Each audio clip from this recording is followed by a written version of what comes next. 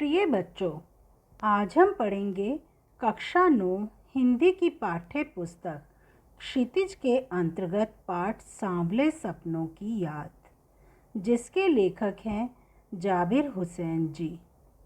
जाबिर हुसैन जी का जन्म सन 1945 में गांव नौनही, राजगीर, जिला नालंदा, बिहार में हुआ। ये अंग्रेजी भाषा एवं साहित्य के प्राध्यापक रहे। सक्रिय राजनीति में भाग लेते हुए 1977 में मुंगेर से बिहार विधानसभा के सदस्य निर्वाचित हुए और मंत्री बने।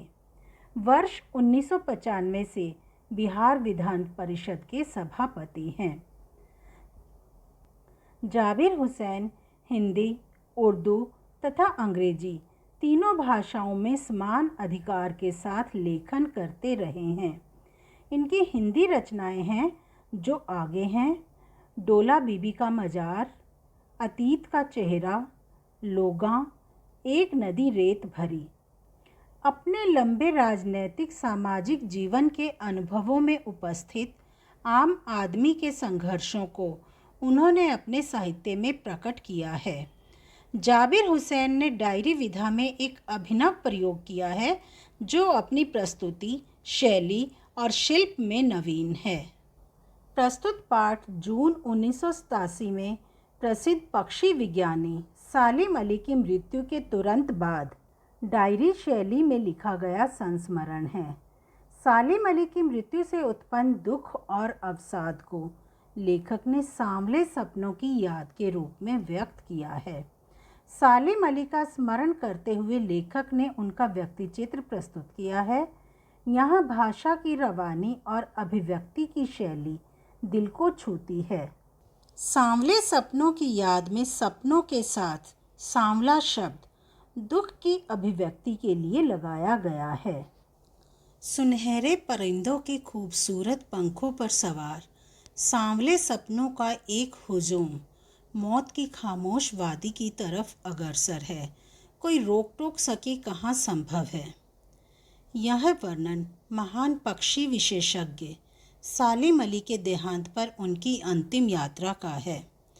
प्रसिद्ध पक्षी प्रेमी सालिम अली की अंतिम यात्रा को याद करते हुए लेखक कहते हैं कि ऐसा लगता है मानो पक्षियों के रहस्य भरे संसार को खोजने और उनको बचाने में लगे हुए वैज्ञानिकों की एक भीड़ मौत की खामोश वादी की तरफ जा रही है और कोई भी उन्हें रोक नहीं सकता। इस हुजूम में आगे आगे चल रहे हैं सालिम अली। लेखक कहते हैं कि इस भीड़ में सबसे आगे सालिम अली हैं। अपने कंधों पर सैलानियों की तरह अपने अंतहीन सफ़र का बोझ उठाए सैलानी यानी पर्यटक। जब कोई पर्यटक कहीं घूमने जाता है तो वो अपने साथ एक बैग रखता है जिसमें यात्रा के समय काम आने वाली सभी चीज़ें होती हैं। उसी तरह सालिम अली भी अपने कंधों पर अपने इस अंतहीन सफ़र का बोझ उठाकर चलते जा रहे हैं। लेकिन यह सफ़र पिछले तमाम सफ़रों से भिन्न है। लेखक कहते हैं कि उनकी यह यात्रा उनके द्वारा पहले की गई तमाम यात्राओं से अलग है। भीड़ भाड़ की जिंदगी और तनाव के माहौल से सालिम अली का यह आखिरी पलायन है। लेखक कहना चाहते हैं कि इस संसार में बहुत ही भीड़ है, बहुत ही तनाव है। सालिम अली अभी तक इसी संसार में जी रहे थे, लेकिन वे आज अपनी भीड़ भाड़ और तनाव की ज़िंदगी को विदा करके यहाँ से जा रहे हैं। अब तो वो उस वन पक्षी की तरह प्रकृति में विलीन हो रहे हैं जो जिंदगी का आखिरी गीत गाने के बाद मौत की गोद में जा बसा हो। लेखक ने सालिम अली की तुलना उस वन पक्षी से की है जो जीवन का आखिरी गीत गाकर मौत की घाटी में प्रवेश कर रहा है। सालिम अली ने भी अपना ऐसा ही जीवन जिया। वे जब तक जिए गीत की भांति जिए, लक्ष्य को प्राप्त करने के लिए प्रसन्नतापूर्वक जिए, अपने काम में लगे रहे। लेकिन आज उनकी मृत्यु हो गई है। कोई अपने जिस्म की हरारत और दिल की धड़कन देकर भी उसे लौटाना चाहे तो वह पक्षी अपने सपनों के गीत दोबारा कैसे गा सकेगा। यहाँ लेखक कहना चाहते हैं कि कोई भी व्यक्ति चाहे कुछ भी कर ले, वो मृत व्यक्ति को जीवित नहीं कर सकता। चाहे वह अपने दिल की धड़कन या अपने शरीर की गर्मी देकर भी किसी व्यक्ति को वापस लाना चाहे तो वह उसे वापस नहीं ला सकता।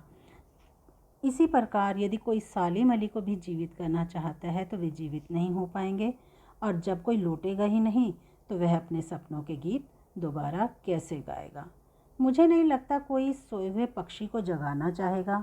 वर्षों पूर्व खुद सालिम अली ने कहा था कि लोग पक्षियों को आदमी की नज़र से देखना चाहते हैं, यह उनकी भूल है। अब लेखक यहाँ कहना चाहते हैं कि कोई भी सालिम अली को जगाना नहीं चाहता। सालिम अली जैसे पक्षी को जो कि सो चुका है, जो कि अपनी जीवन यात्रा को पूरा कर चुका है, उसे जगाना नहीं चाहता। क्योंकि सालों पहले सालिम अली ने ही कहा था कि लोग पक्षियों को आदमी की नज़र से देखना चाहते हैं, यह उनकी भूल है। अर्थात हम लोग पक्षियों को पक्षी की नज़र से ना देखकर अपनी ही नज़र से देखना चाहते हैं, जो कि गलत है। ठीक उसी तरह जैसे जंगलों और पहाड़ों, झरनों और आबशारों को प्रकृति की नज़र से नहीं, आदमी की नज़र से देखने को उत्सुक रहते हैं। लोग प्रकृति को, पहाड़ों को, झरनों को, जंगलों को, पक्षियों को अपनी नज़र से देखते हैं, क्योंकि वे इनमें अपना भला बुरा, अपना सुख दुख, अपने लाभ हानि देखते हैं।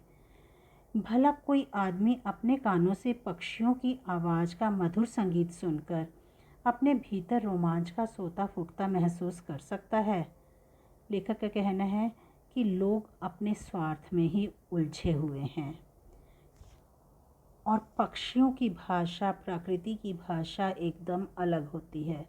मनुष्य उसे समझ ही नहीं सकता। वह उसकी मधुर आवाज़ को सुनकर रोमांचित नहीं हो सकता, क्योंकि यदि मनुष्य अपने स्वार्थ से बाहर नहीं निकल पाएगा तो वो किसी भी चीज़ में आनंद अनुभव नहीं कर पाएगा। एहसास की ऐसी ही एक ऊबड़ खाबड़ ज़मीन पर जन्मे मिथक का नाम है सालिम अली। लेखक ने यहाँ मिथक के प्रसंग में वृंदावन में कृष्ण का उल्लेख किया है। जिस प्रकार आज भी वृंदावन जाने पर वहाँ श्री कृष्ण की मौजूदगी का एहसास होता है, उसी प्रकार पक्षियों की दुनिया देखकर सालिम अली के होने का एहसास होगा। पता नहीं इतिहास में कब कृष्ण ने वृंदावन में रासलीला रची थी और शोक गोपियों को अपनी शरारतों का निशाना बनाया था। लेखक कहते हैं कि अगर हम इतिहास की बात करें तो ना जाने कब किस समय श्री कृष्ण ने वृंदावन में रासलीला रची थी और गोपियों के साथ उन्होंने शरारतें की थी। कब माखन भरे भांडे फोड़े थे, गोपियों के द्वारा जो मक्खन से भरे हुए बर्तन ले जाए जाते थे, मटके ले जाए जाते थे, श्री कृष्ण ने उन्हें कब फोड़ा था इसके बारे में भी कुछ नहीं कहा जा सकता। और उनके दूध और मक्खन से अपने मुख को भरा था, यह भी नहीं पता। कब वाटिका में छोटे छोटे किंतु घने पेड़ों की छाह में विश्राम किया था, ब्रज और वृंदावन की गलियों में, वहाँ के उपवन में, वाटिका में जो घने घने पेड़ लगे हुए हैं, उनकी छाया में श्री कृष्ण ने किस समय विश्राम किया था, नहीं कहा जा सकता। कब दिल की धड़कनों को एकदम से तेज करने वाले अंदाज में बंसी बजाई थी, श्री कृष्ण जी वहाँ बांसुरी बजाया करते थे, यह हमने सुना है।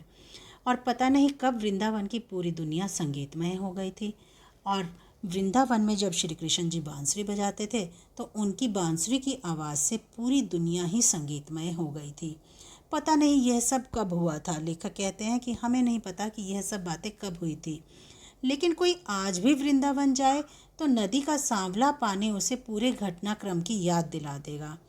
ये सब बातें पता नहीं किस समय में हुई थी, लेकिन अगर आज की बात करें, हम आज भी जब वृंदावन जाते हैं तो नदी का सांवला पानी हमें पूर्व में घटित हुए घटनाक्रम की याद दिला देता है। हर सुबह सूरज निकलने से पहले जब पतली गलियों से उत्साह भरी भीड़ नदी की ओर बढ़ती है तो लगता है जैसे उस भीड़ को चीरकर अचानक कोई सामने आ जाएगा। लेखक कहना चाहते हैं कि वृंदावन में यमुना का सांवला पानी हर यात्री को कृष्ण के खेलों की याद दिला देता है। जैसे ही वह यमुना के पानी को देखता है तो उसे याद आता है कि कभी श्री कृष्ण ने इसके किनारे लीलाएं की थी, गोपियों के साथ रासलीला की थी, मक्खन की चोरी की थी, दूध पिया था और यहाँ मनमोहक बांसुरी बजाई थी।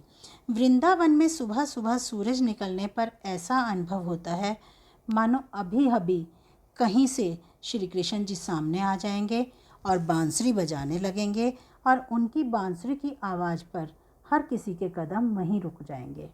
हर शाम सूरज ढलने से पहले जब वाटिका का माली सैलानियों को हिदायत देगा तो लगता है जैसे बस कुछ ही क्षणों में वो कहीं से आ टपकेगा। शाम होने पर वाटिका का माली जब वहाँ उपस्थित पर्यटकों को कहेगा कि अब आप वाटिका से चले जाओ, तो ऐसा लगता है मानो थोड़ी ही देर में श्री कृष्ण जी वहाँ आ जाएंगे और उनके संगीत का जादू वाटिका के भरे पूरे माहौल पर छा जाएगा। और यहाँ आकर जब वो बांसुरी बजाएंगे तो उनकी बांसुरी की आवाज़ से पूरे माहौल में बांसुरी की आवाज़ गूंजने लगेगी। वृंदावन कभी कृष्ण की बांसुरी के जादू से खाली हुआ है क्या? लेखक कहना चाहते हैं कि वृंदावन की बात करें तो चाहे वो बहुत पहले की बात है या आज की बात है, वहाँ कृष्ण की बांसुरी का जादू हमेशा ही महसूस होता है। वृंदावन को कभी भी कृष्ण से और उनकी बांसुरी से अलग करके नहीं देखा जा सकता। मिथकों की दुनिया में इस सवाल का जवाब तलाश करने से पहले एक नज़र कमज़ोर काया वाले उस व्यक्ति पर डाली जाए जिसे हम सालिम अली के नाम से जानते हैं। यहाँ लेखक ने सालिम अली के कमज़ोर शरीर पर नज़र डालने की बात कही है, जो हमेशा अपने काम में ही लगे रहते थे।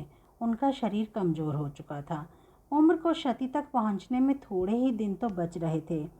सालिम अली लगभग 100 वर्ष की लंबी आयु जिए, अर्थात वे 100 वर्ष के होने वाले थे, केवल थोड़े ही दिन बचे थे। संभव है लंबी यात्राओं की थकान ने उनके शरीर को कमज़ोर कर दिया हो। उनके शरीर की कमज़ोरी का कारण शायद यह था कि वे जीवन भर लंबी लंबी यात्राएं करते रहे, जिनके कारण वो थक गए और उनका शरीर कमज़ोर हो गया और कैंसर जैसी जानलेवा बीमारी उनकी मौत का कारण बनी हो और कैंसर उनकी मृत्यु का कारण बना। लेकिन अंतिम समय तक मौत उनकी आंखों से वह रोशनी छीनने में सफल नहीं हुई जो पक्षियों की तलाश और उनकी हिफाजत के प्रति समर्पित थी। लेकिन उनकी मौत तक, उनके अंतिम समय तक उनकी आंखों में वह चमक थी जो हमेशा पक्षियों की तलाश करती थी और उनकी रक्षा करती रहती थी। सालिम अली की आंखों पर चढ़ी दूरबीन उनकी मौत के बाद ही तो उतरी थी। सालिम अली हमेशा पक्षियों की तलाश और उनकी रक्षा करने में लगे रहते थे, इसलिए उनकी आंखों पर एक दूरबीन लगी रहती थी और वह दूरबीन उनकी मृत्यु के बाद ही उनकी आंखों से उतरी थी। उन जैसा बर्ड वॉचर शायद ही कोई हुआ हो। बर्ड वॉचर, पक्षियों के संसार का निरीक्षण करने वाला, पक्षियों को देखने वाला। तो लेखक कहना चाहते हैं कि सालिम अली एक बर्ड वॉचर थे। वो हमेशा पक्षियों की देखभाल करते रहते थे, उनकी तलाश करते रहते थे। लेकिन एकांत क्षणों में सालिम अली बिना दूरबीन भी देखे गए हैं। यही कारण था कि उनकी आंखों पर एक दूरबीन लगी रहती थी, लेकिन कभी कभी उन्हें बिना दूरबीन के भी देखा गया है। दूर क्षितिज तक फैली ज़मीन और झुके आसमान को छूने वाली उनकी नज़रों में कुछ कुछ वैसा ही जादू था जो प्रकृति को अपने घेरे में बांध लेता था। सालिम अली की नज़रों में एक अद्भुत शक्ति थी। वे धरती से आकाश तक फैली प्रकृति को अपने सम्मोहन में बांध लेते थे। प्रकृति के रहस्यों के प्रति उनके मन में गहरा प्रेम था। वे उन लोगों में से थे जो प्रकृति के प्रभाव में आने की बजाय प्रकृति को अपने प्रभाव में लाने के कायल होते थे। वे प्रकृति से प्रभावित नहीं होते थे, बल्कि प्रकृति को ही प्रभावित करने वाले लोगों में से थे। उनके लिए प्रकृति में हर तरफ एक हंसती खेलती रहस्य भरी दुनिया पसरी थी।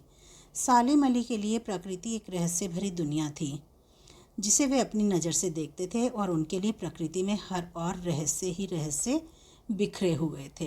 यह दुनिया उन्होंने बड़ी मेहनत से अपने लिए गढ़ी थी और इसको गढ़ने में उनकी जीवन साथी तहमीना ने काफ़ी मदद पहुंचाई थी। तहमीना स्कूल के दिनों में उनकी सहपाठी रही थी। लेखक कहते हैं कि सालिम अली ने प्रकृति की रहस्यमयी दुनिया को अपने लिए बनाया था और इसमें उनकी सहायता उनकी पत्नी तहमीना ने की थी। जो स्कूल के दिनों में उनकी सहपाठी रही थी, अर्थात वे स्कूल में वे दोनों इकट्ठे ही पढ़ते थे। अपने लंबे रोमांचकारी जीवन में ढेर सारे अनुभवों के मालिक सालिम अली एक दिन केरल की साइलेंट वैली को रेगिस्तानी हवा के झोंकों से बचाने का अनुरोध लेकर चौधरी चरण सिंह से मिले थे। लेखक यहाँ बताते हैं कि सालिम अली ने तत्कालीन प्रधानमंत्री चौधरी चरण सिंह के सामने केरल की साइलेंट वैली संबंधी खतरों की बात उठाई होगी।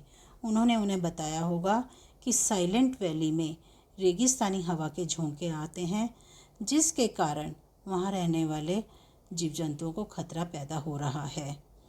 वे प्रधानमंत्री थे, चौधरी चरण सिंह उस समय प्रधानमंत्री थे और गांव की मिट्टी पर पड़ने वाली पानी की पहली बूंद का असर जानने वाले नेता थे। गांव से जुड़े हुए थे तो उन्हें पता था कि गांव का जीवन कैसा होता है, गांव के लोगों का जीवन, वहाँ के पशु पक्षियों का, फूलों का, फलों का, पेड़ पौधों का जीवन कैसा होता है, उसे कैसे बचाया जा सकता है। पर्यावरण के संभावित खतरों का जो चित्र सालिम अली ने उनके सामने रखा, उसने उनकी आंखें नम कर दी थी। जब सालिम अली ने चौधरी चरण सिंह के सामने साइलेंट वैली से संबंधित खतरों के बारे में बात की तो उससे उनकी आंखें नम हो गई। आज सालिम अली नहीं है, चौधरी साहब भी नहीं है, कौन बचा है जो अब सोंधी माटी पर उगी फसलों के बीच एक नए भारत की नींव रखने का संकल्प लेगा। लेखक कहते हैं कि आज सालिम अली इस दुनिया में नहीं है और गांव से जुड़े हुए चौधरी चरण सिंह भी इस दुनिया में नहीं है।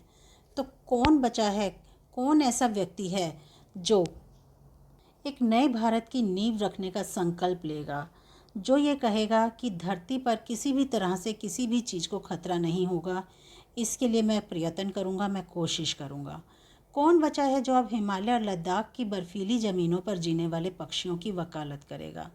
आज सालिम अली के बिना ऐसा कौन सा व्यक्ति है जो हिमालय और लद्दाख की बर्फीली ज़मीन पर जीने वाले पक्षियों की सुरक्षा के बारे में सोचेगा, उनके बारे में कहीं वकालत करेगा, किसी से बातचीत करेगा। ऐसा कोई भी नहीं है। सालिम अली ने अपनी आत्मकथा का नाम रखा था फॉल ऑफ अ स्पैरो। मुझे याद आ गया, D.H. लॉरेंस की मौत के बाद लोगों ने उनकी पत्नी फ्रीडा लॉरेंस से अनुरोध किया कि वह अपने पति के बारे में कुछ लिखे। D.H. लॉरेंस ये अंग्रेजी के अच्छे उपन्यासकार तथा कवि थे और उन्हें प्रकृति से गहरा प्रेम था। प्रकृति के कवि के रूप में जाने जाते थे। फ्रीडा लॉरेंस उनकी पत्नी थी। जब उनकी मृत्यु हुई तो लोगों ने उनकी पत्नी फ्रीडा लॉरेंस से कहा कि वह अपने पति के बारे में कुछ लिखे, कुछ बताए, लेकिन उसने कहा मेरे लिए लॉरेंस के बारे में कुछ लिखना असंभव सा है। मुझे महसूस होता है मेरी छत पर बैठने वाली गौरैया लॉरेंस के बारे में ढेर सारी बातें जानती है। उन्होंने कहा कि लॉरेंस के बारे में जितना अच्छा उनकी छत पर बैठने वाली गौरैया जानती थी, उतना अच्छा वह नहीं जानती।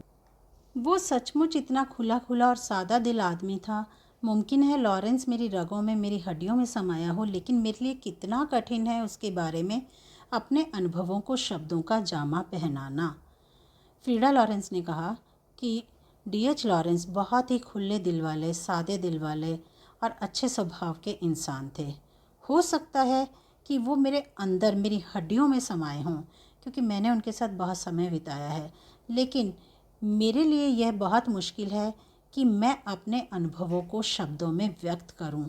मुझे यकीन है मेरी छत पर बैठी गौरैया उसके बारे में और हम दोनों ही के बारे में मुझसे ज़्यादा जानकारी रखती है।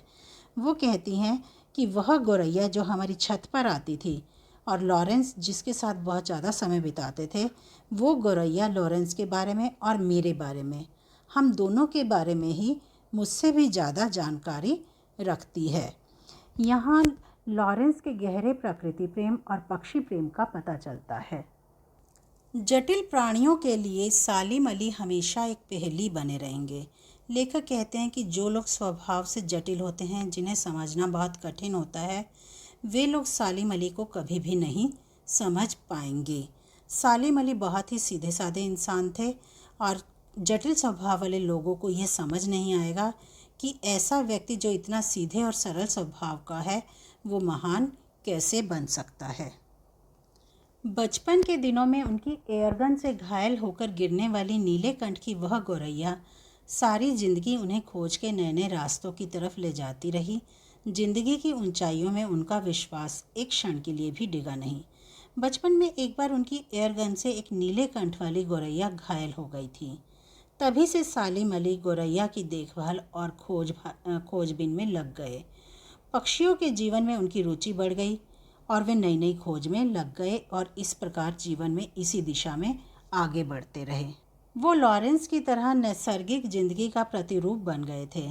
जैसे डीएच लॉरेंस प्रकृति के ही रूप बन गए थे, उसी प्रकार सालिम अली भी प्रकृति का ही रूप बन गए थे। उनकी जीवन शैली प्रकृतिमय हो गई थी। लॉरेंस और सालिम अली दोनों ही प्रकृति से गहरा लगाव रखते थे। उनका स्वभाव भी दोनों का ही बहुत ही सीधा साधा और सरल था और वे दोनों ही प्रकृतिमय हो गए थे। सालिम अली प्रकृति की दुनिया में एक टापू बनने की बजाय अथाह सागर बनकर उभरे थे। सालिम अली प्रकृति के संसार में टापू के समान नहीं थे, वे तो गहरे समुद्र के समान थे, विशाल थे। उनका ज्ञान असीम था। जो लोग उनके भ्रमणशील स्वभाव और उनकी यायावरी से परिचित हैं, उन्हें महसूस होता है कि वो आज भी पक्षियों के सुराग में ही निकले हैं और बस अभी गले में लंबी दूरबीन लटकाए अपने खोजपूर्ण नतीजों के साथ लौट आएंगे। जो लोग सालिम अली के घुमक्कड़ स्वभाव, घूमने वाले स्वभाव के बारे में जानते हैं, उनकी भ्रमणशीलता के बारे में जानते हैं, उन्हें आज भी लगता है कि वे पक्षियों की खोज में ही निकले हैं और कुछ ही समय के बाद अपने गले में दूरबीन को लटकाए हुए लंबी लंबी नई नई खोजों के साथ वापस आ जाएंगे। यहाँ लेखक कहना चाहते हैं कि सालिम अली का ज्ञान टापू के समान सीमित नहीं था। उनका ज्ञान तो सागर की तरह असीम था, गहरा था। सालिम अली ने अपना पूरा जीवन पक्षियों की नई नई खोज और उनकी सुरक्षा के उपाय करने में लगा दिया था। जब तक वो नहीं लौटते, क्या उन्हें गया हुआ मान लिया जाए? तो लेखक यहाँ कहते हैं कि जब तक सालिम अली जी वापस नहीं आते, क्या हम ऐसा मान लें कि वो एक लंबी यात्रा पे गए हैं, पक्षियों की खोज में गए हैं और कुछ समय के बाद वो वापस अवश्य आएंगे। मेरी आंखें नम हैं, सालिम अली तुम लौटोगे ना? लेखक आज भी सालिम अली के इंतज़ार में बैठे हैं। वो कहना चाहते हैं कि मैं उन्हें याद कर रहा हूँ और उनके वापस आने का इंतज़ार कर रहा हूँ। धन्यवाद।